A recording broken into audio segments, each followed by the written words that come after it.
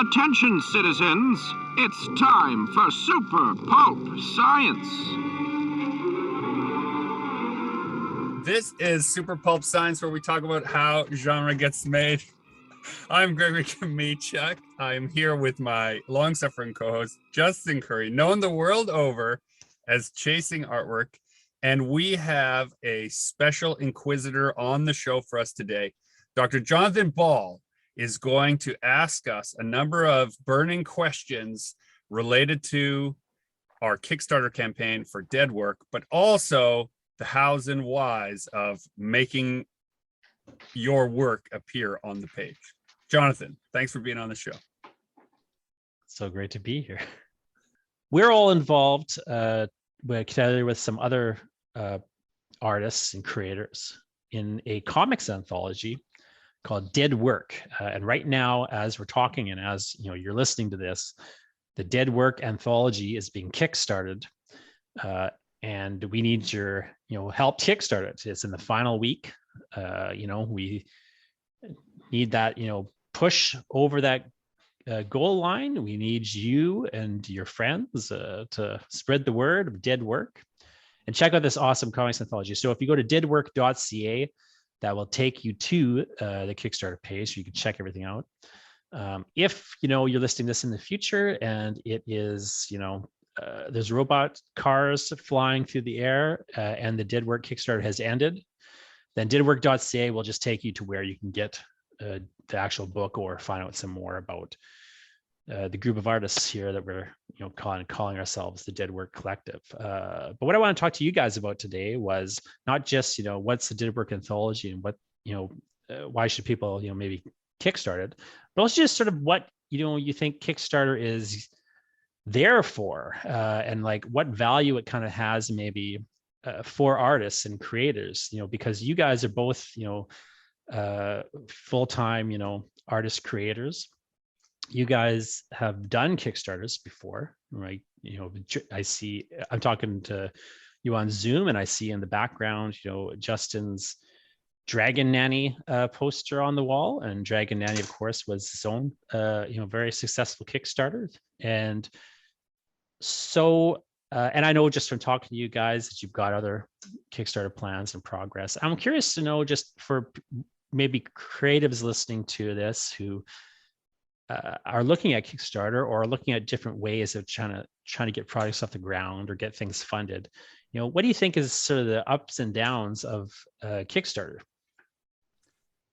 Can I offer an operational definition at you there, Jonathan? Maybe I should say crowdfunding rather than Kickstarter, but that is what I was going to get at. It's sort of like saran wrap versus plastic wrap, Xerox versus photocopying, right? There are lots of different crowdfunding platforms, lots and more now because of the controversy with Kickstarter possibly switching over to the blockchain. So it is not one size fits all. It's not just Kickstarter is the only place that you can crowdfund stuff. There are lots of different places, and people should check out all those options because they're empowering, and there are lots of different creators who are seeking different crowdfunding platforms, almost the way that certain boutique publishing houses offer certain kinds of things to certain kinds of clientele. That is kind of where the crowdfunding space has started to go.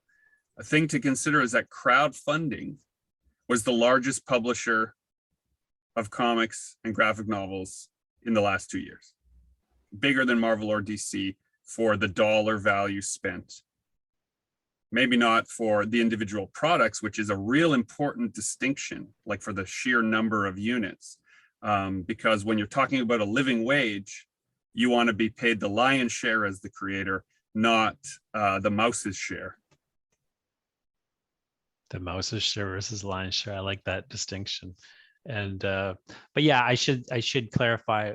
I really am wondering more about crowdfunding and kind of how I know that you guys have both had longer careers at this point, right? Like you've been doing it for a while. You've been doing it independently, although you've had worked with larger companies as well. It sounds like an accusation when you say that. Well, yeah. Well, I'm the old punk guy, right? Like I come from like the punk background. And what I would do is back in the day, when I was young and impressionable, and I would go to punk shows, right? And I would be like at the punk show, and I would be wearing like a button shirt and fucking, I'd have no hairstyle at all. I'd have no tattoos, no piercings.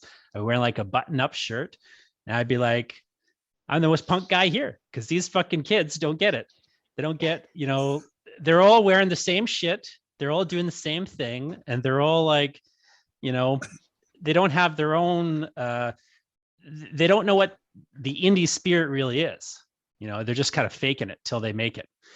And, that was a bit of an arrogant jerk thing, but that was the attitude I had. It was like, no, independence is about doing what you want to do in the way you want to do it.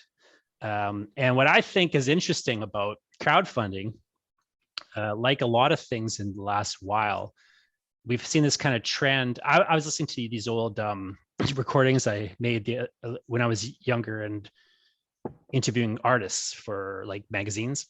I interviewed Matthew Sweet and Frank Black. And they had both at the time just put out their first indie records. And they were both like, so I'm literally like calling them in their house, talking to them. I was talking to Matthew Sweet as he got a delivery at his house. And there's like 3 minutes where I had to like make sure I locked the recording down a little bit, because he gave his home address. I'm calling his phone number. And he's like giving his home address to the guy, filling out a form. And so I'm like, well, I can't air this. But like, it was interesting because they were kind of talking about a lot of these things that then started to happen, which was these different trends towards the ability for an independent artist to actually have a real business model that wasn't going to get stamped and crushed by these larger industry players. And we've seen versions of that working and versions of it not working. But I'm curious to know, like, how you've kind of I know for both of you, although you've been doing this a while in different forms, by this point, you're both full-time, and you've also have more recently, like it's kind of a newer thing to be moving into crowdfunding. So I'm curious to know like how you feel it fits into your sort of artist businesses, for lack of a better way to put it, or even just your kind of artistic, bent. I'm going to set you up a softball, Justin, and I'll let you knock it out of the park. Wouldn't it be true, Justin, that the convention circuit was and is crowdfunding, just not digital? We've been doing crowdfunding for 10 years before we started doing it digitally. But yeah, so here's the big difference is crowdfunding is a pre-order system. It's basically a transparent store for pre-orders. I'm making a book. It's almost done. I put together a trailer of it, enough work to make you believe as the consumer that it's gonna happen. I'm gonna finish it, and then you can pre-order. And what's great about Kickstarter versus like a convention is I can advertise my next book. Let's say it's Dragon Nanny 2. I can advertise Dragon Nanny 2 at conventions for an entire year, and people can be excited about it, but I won't necessarily get pre-orders. They'll just buy it at the show when it's ready. But on Kickstarter, you get those pre-orders, and you might get enough that you in fact get more than your budget. And now you get to unlock all these extra little things. That was the big appeal to Kickstarter for me, is I might not just get my goal, but I might get X amount more than my goal. So now I can upgrade my cover. Okay, now I got more. So now I can add more pages. Okay, now I got more. So now, I can make the book even more special. And that all those cool upgrades were not available in my previous model of making books. And that's what I always thought was the coolest thing about Kickstarter is your project might become 10 times cooler than if you did it just by yourself, not knowing what those sales numbers are going to be. The U62 telephone is on the air.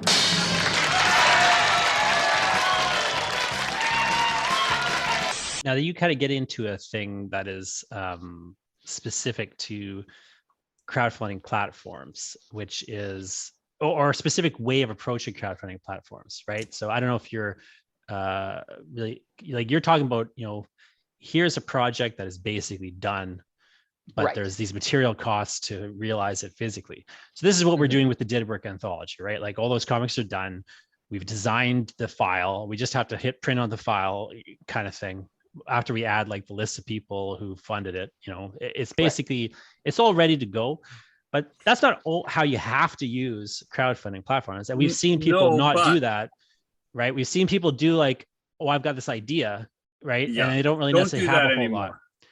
It doesn't seem to be as common, but I'm just saying like, that used to be how crowdfunding worked. I have an idea. Do you like my idea? If you give me money, I'll do my idea. And like anyone. How often did it happen? People with ideas don't do anything. What the Kickstarter community or the crowdfunding community, people who are used to pre-ordering products through Kickstarter, through crowdfunding, through Indiegogo, through what is that one, Craze or whatever, the audience now has been trained a little bit to know what is a good bet, because you're betting a little bit and you got to bet on the jockey, not the horse, right? And so you should look to people who have the project in hand and you're just going to pre-order it. The reason they're doing it that way and not like releasing it through a regular publisher is so that the majority of the monetary involvement for their labor is theirs, as it should be. And that's why they're putting it on Kickstarter. They've already done the work. They've done the sweat equity. It's there on the table. They've sent you a picture. They can show you the insides. That's how Justin does it. That's how I try to do it. That is how Dead Work was done. We're not selling a promise. We're selling a product. And we're doing our pre-orders through crowdfunding. It's not to say, though, that there aren't like straight up scams that have been run through Kickstarter.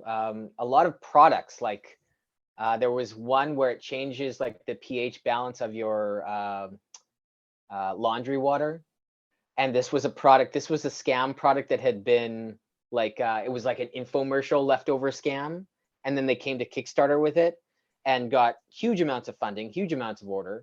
And of course, like the product is, it's snake oil. It doesn't do what it says it's going to do. It's a scam. Just some powder you throw in your laundry. They had one with like, no, it was like a little ball. It was like a physical thing that you're supposed to put in there, and it'll magically make your normal water clean. Like it'll clean your laundry without any detergent, anything, right? It was because the water is doing it.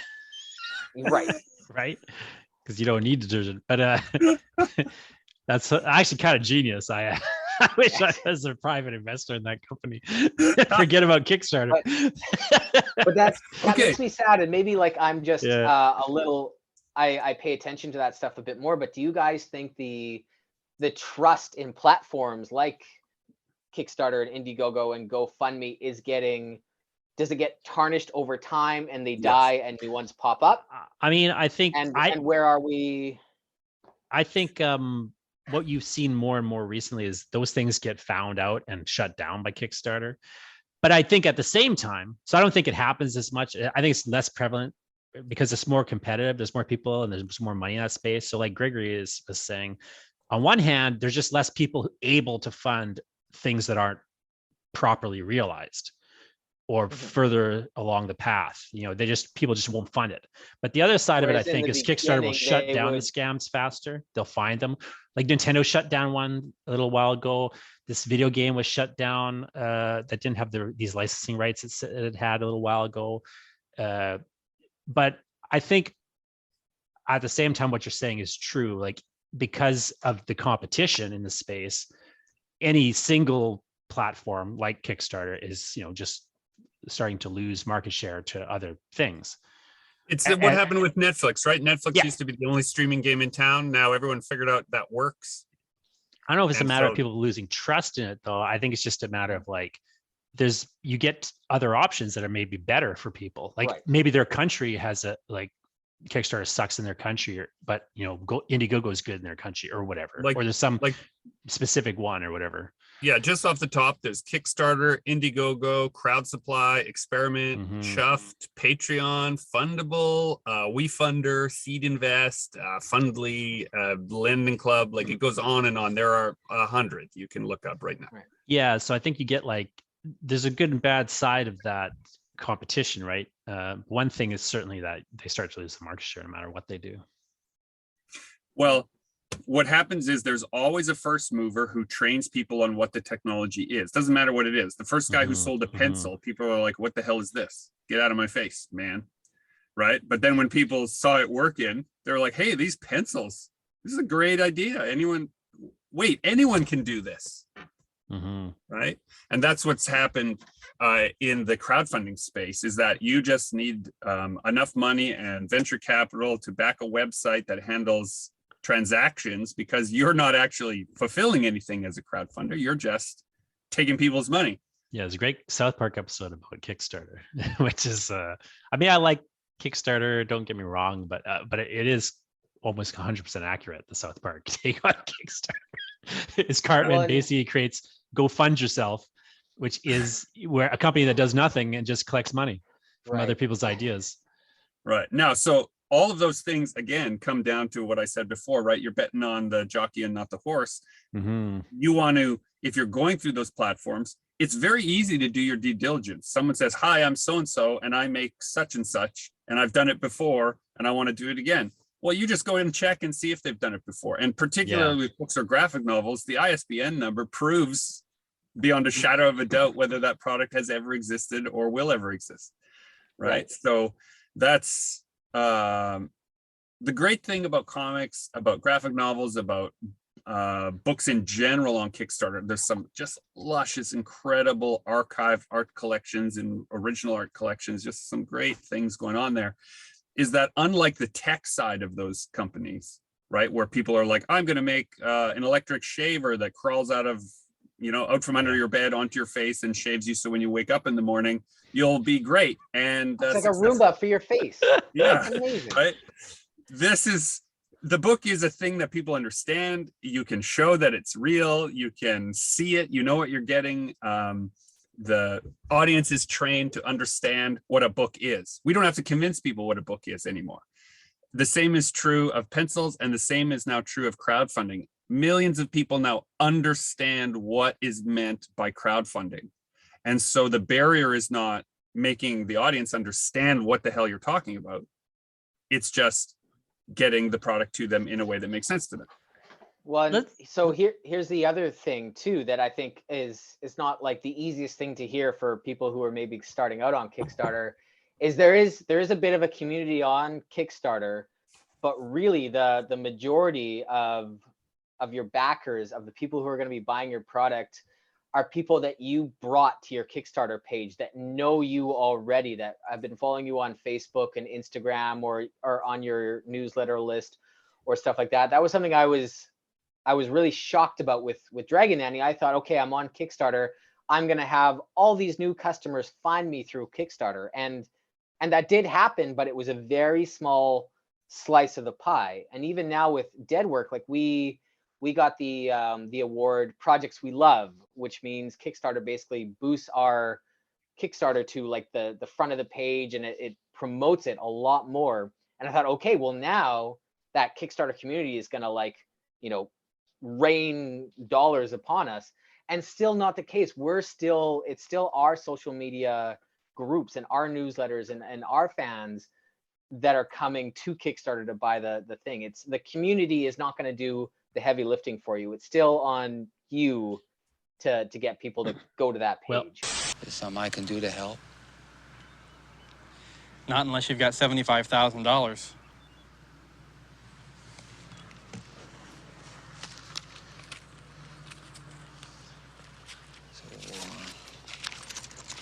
No, sorry. As much as the technology changes, it's weird because I've been, over the last, I don't know, last 5 to 10 years, I've been getting deeper and deeper into marketing and getting, I do a lot of freelance work as a kind of marketing adjacent, work, if that, and so on. And I would describe it with you as a troubleshooter. You sort of find in some troubles and ways then I'm you like a fix it.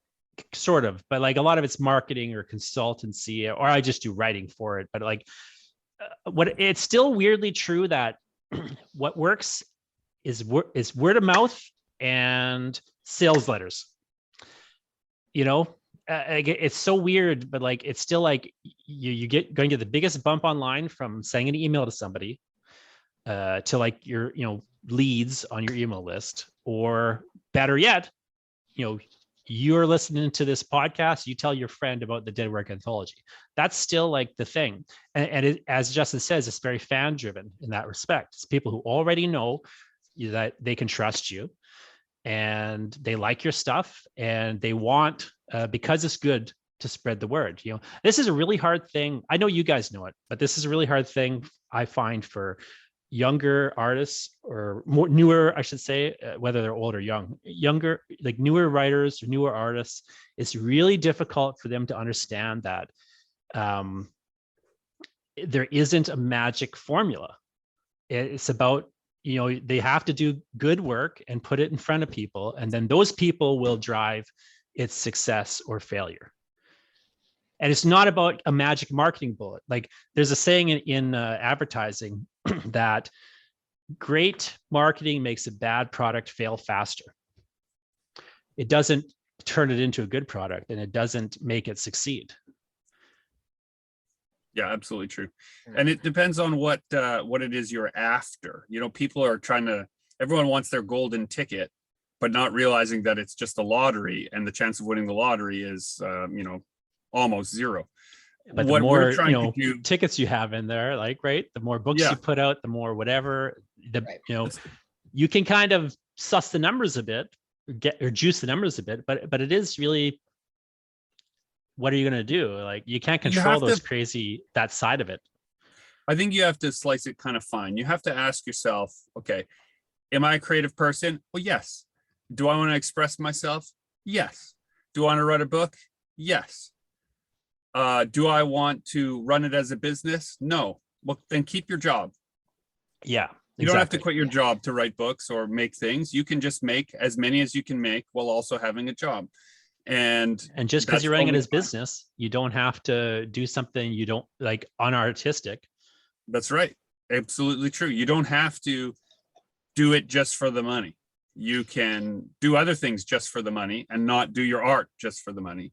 And you'll find yourself much happier. One of the things I say a lot on our podcast, and one of the things that I'm always aiming at, is the idea of the living wage, right? Mm-hmm. You've said before, so I'll paraphrase you, that it's easy to make almost no money in the arts or a lot of money in the arts, but it's almost impossible to make a normal amount of money in the arts. Right. And my entire sort of life energy in the last 10 years has been pointed at making a normal amount of money in the arts, a living wage.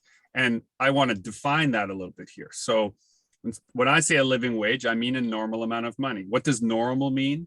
Normal is that the things you want, you can have, right? Well, the things you want are based on your values, and your values are based on whether or not you think the world owes you anything. And so you have to ask yourself this at the beginning level: what do you think the world owes you for your genius? And if the answer is zero, you will not, right, get all high and mighty on the idea of the winning lottery ticket. Instead, you will say, I'm going to work hard every day, just like everyone else works hard every day. And what I will get from it is a normal amount of money, right? Which is different for every person, what they think normal is.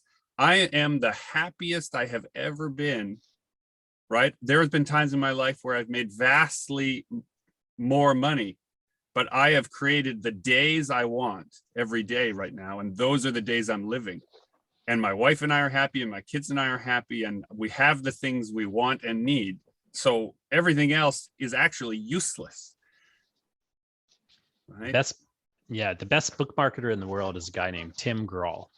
And what Tim Grahl was asked once, what is the thing that separates a truly successful, like, best-selling author from, someone who isn't successful in selling books?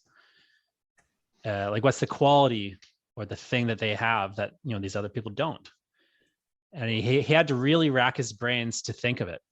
He tells a story of like how like he was asked to I set have a an answer for panel. that.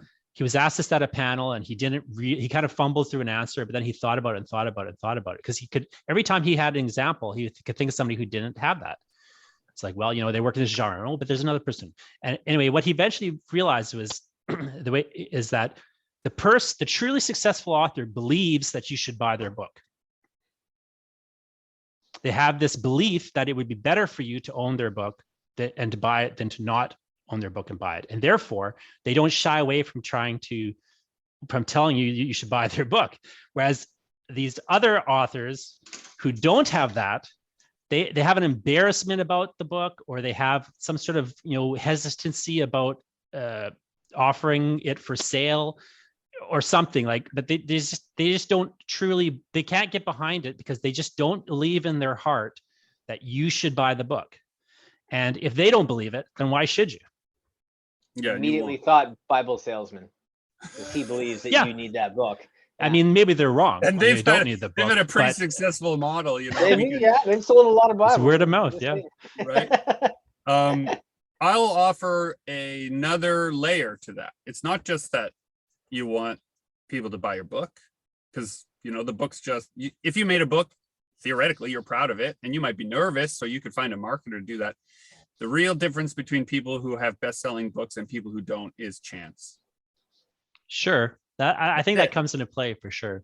The market, which is made up of millions of human beings with their own idiosyncratic beliefs and behaviors, sometimes latch onto things that are popular but not good, 50 Shades of Grey, right?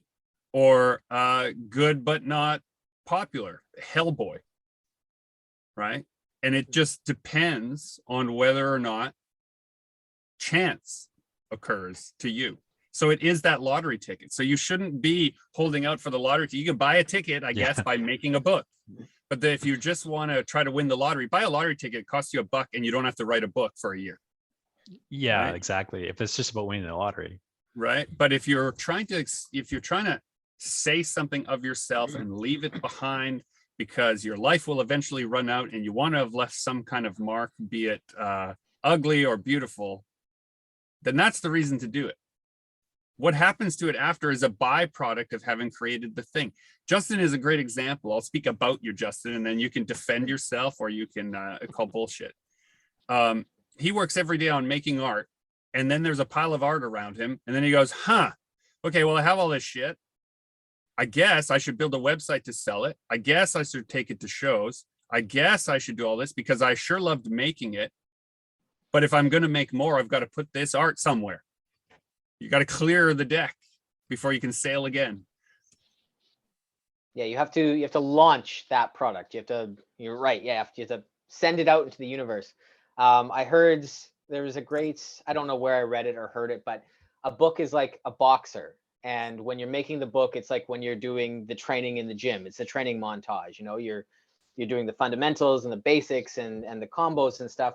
But once that book is out into the world, it's that fighter is in the ring on the fight. You can no longer, as the coach or as the maker, you no longer can control what happens after that.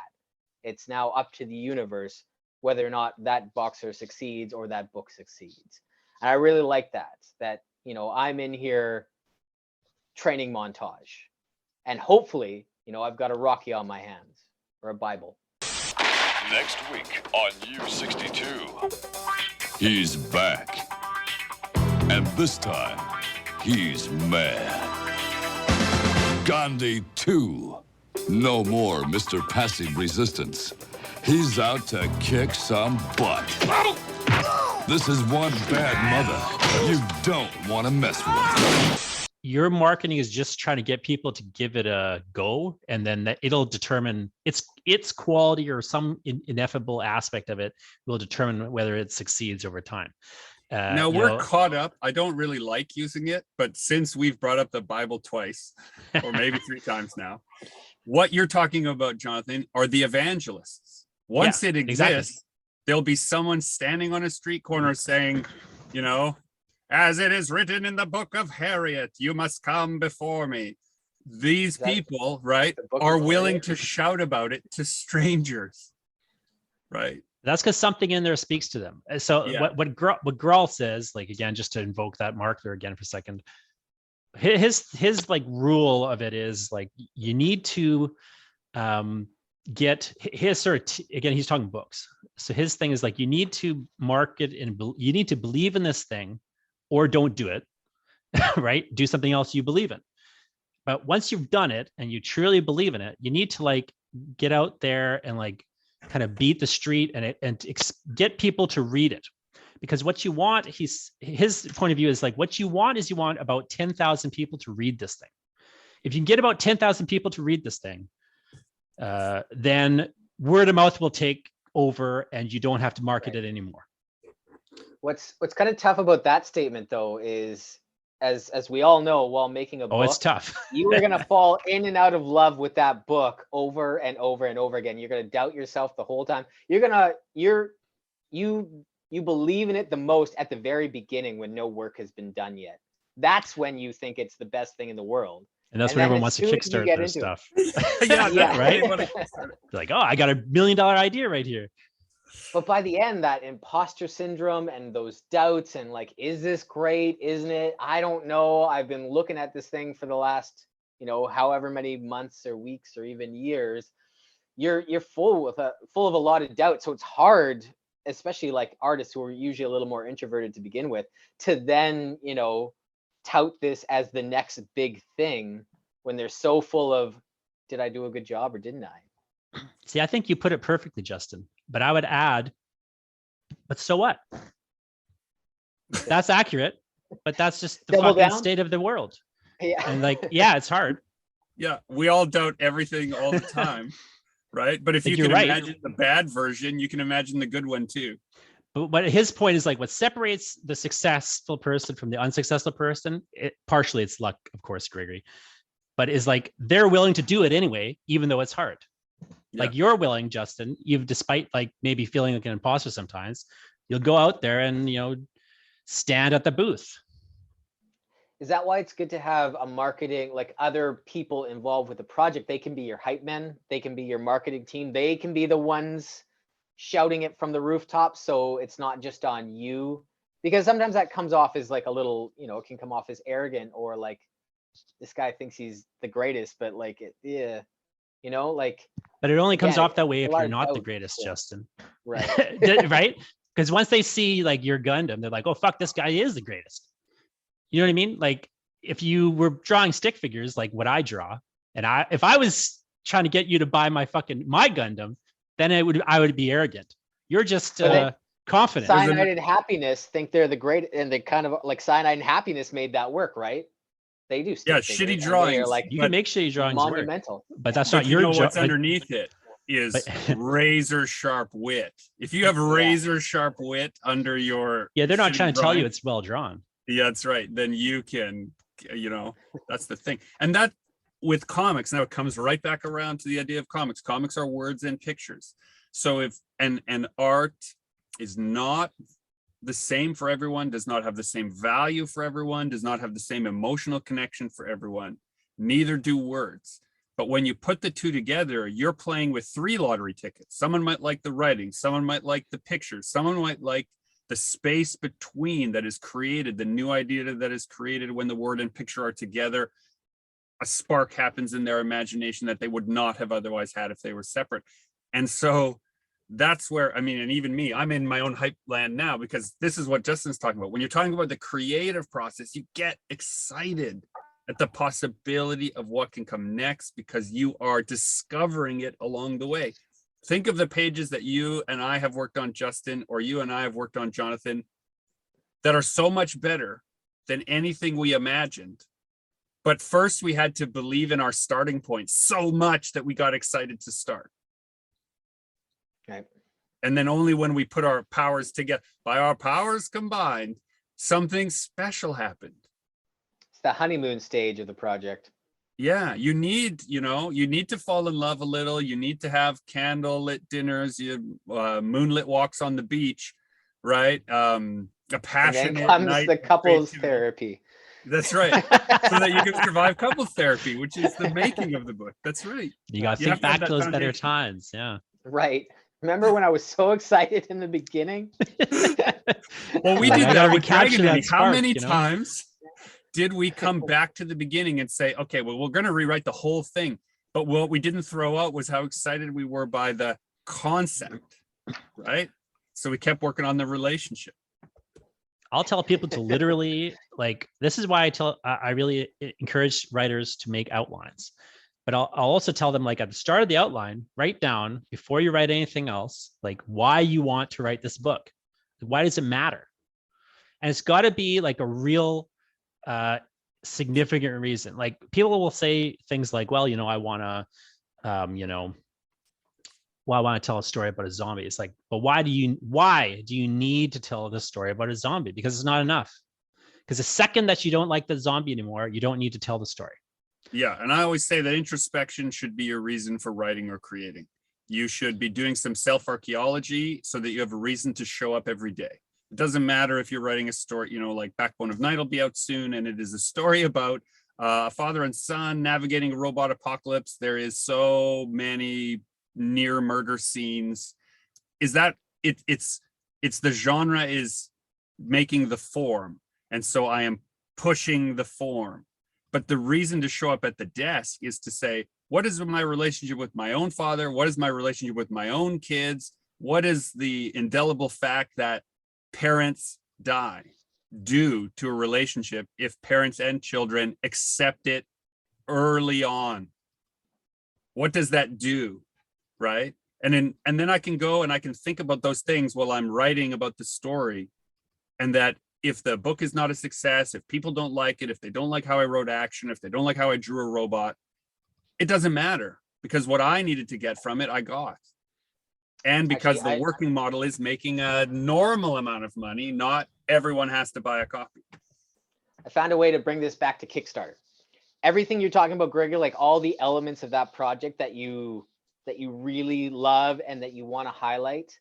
Kickstarter has been kind of great for me with my new book, because I get to, in the campaign of the Kickstarter, I get to highlight all those great little elements that I love about the project. And if I was just launching this at a Comic-Con, people couldn't read about how the Iron Giant in Final Fantasy VII inspired this story, and how the earlier version looked like this, and how like here are some, like, all these, you get to write like a huge news article on how the project started, why you love it, all the reasons you love it, all the comparable titles. Like, you get to put together this amazing press release that people scroll through before they decide if they want to read it or not. And in the real world, you might have all that stuff in the back of the book. You might be able to like get them with like, one or two Facebook posts or something like that. But you get to distill all that great energy into the campaign. And so while I'm working on my new book, I'm also chipping away at the Kickstarter, and like all those things that you just said, I'm writing little articles about that to have in the campaign to get people really, really excited about a book that doesn't quite exist yet. And that's what, like, another aspect I've really liked about this whole kickstarting a book process, all the behind the scenes. What I like about what you're saying there is I really believe that people do everything like they do small things. And for the dear listener who doesn't know Justin, he works in Vector. He's basically forced a program to output art it was never designed to create, and it does it flawlessly and beautifully, right? And here you are talking about Kickstarter. It's designed to do a certain kind of thing, and you're saying, okay, but if I put this and this and this in here too, it will produce a different effect than people are used to seeing there, which is the story of creation. Come to your boxing analogy. It's the tail of the tape. You're putting it on there right up front, right? People get to watch the training montage. That's right. You get to watch the training montage, which is honestly, I would like to now, with this in mind, go back and scroll through all my favorite crowdfunding campaigns and see which ones connected with me based on the fact that there was a tail of the tape versus here's just the product, right? Well, let's just kind of bring this back to the Dead Work book as a sort of way to kind of connect all these dots, but also maybe kind of wind down a little bit here. So what is it for you guys that is that thing for Dead Lyric? What's the big why? Why you want to be involved in this project, why you think it's so cool, why somebody should go to deadwork.ca and throw their hat into the ring and help it become a reality. Because people working together to make art is amazing. It's like a rare and precious jewel in this just so heavily saturated, gig focused, money obsessed, crypto bro world, that just some people getting together to express a story, which is only promising you one thing. It's going to take you to another universe for a short time. And it will deliver on that promise. No matter whether you liked it or you didn't like it, you're going to go somewhere else. And I think that that is the beauty of books as a product, is that they'll always deliver on the promise of taking you somewhere else. Can you tell me where I can find a book on astronomy? Don't you know the Dewey Decimal System? When I think of Dead Work, what got me excited is it's kind of like, there was a warehouse fire and all these film canisters that were going to be recycled or that were never going to seen by people were dredged up and made into an anthology, creature feature, which you now get to see. And nobody's seen them before. They weren't going to be ever shown. But now we've stitched them all together and have this great new unique thing all by itself from the ashes of all these other projects. Because honestly, like where, my contribution came from was a story that was, not really seen and wasn't going to go anywhere and it couldn't go anywhere by itself. But now, because it found a place with all these other great little stories, what do you call it? A charcuterie board of horror and sci-fi and or a haunted mixtape. But I like Haunted your mixtape. warehouse Frankenstein fire monster of analogy. stitching together, the pieces to make this brute force that's going to take over the comics industry in Canada. Well, I mean, okay, so what is the book actually?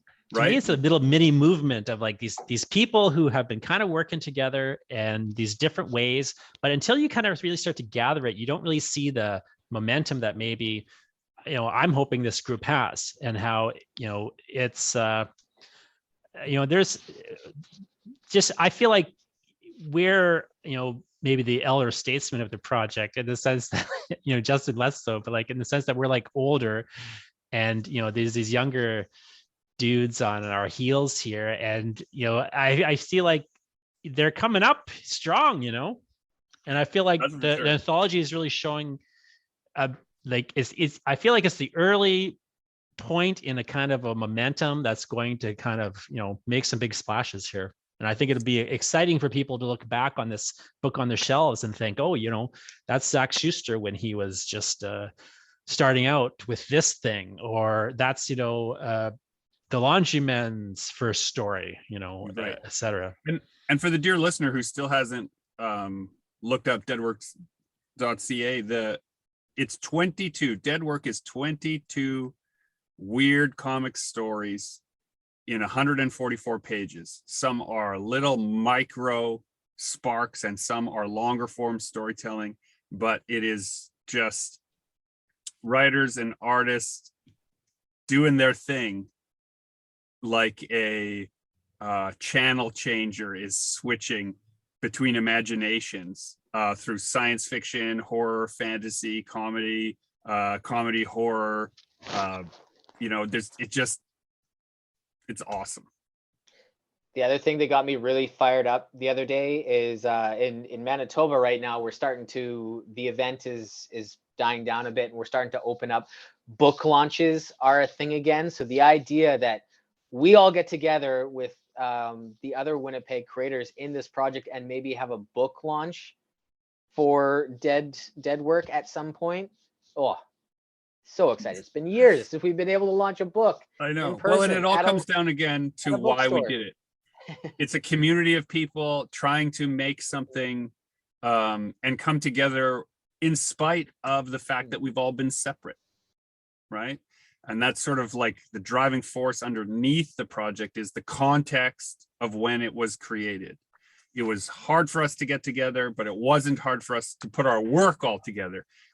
We have to be 6 feet distant, but our pages can be pressed together in that book. And so you get this, you know, the sense of the crowd, the sense of camaraderie that comes from all being in the same table of contents. Thanks so much for sharing all those ideas with us, Jonathan. This has been Super Pulp Science. This is Gregory Kamichuk encouraging you to join the fight and make comics.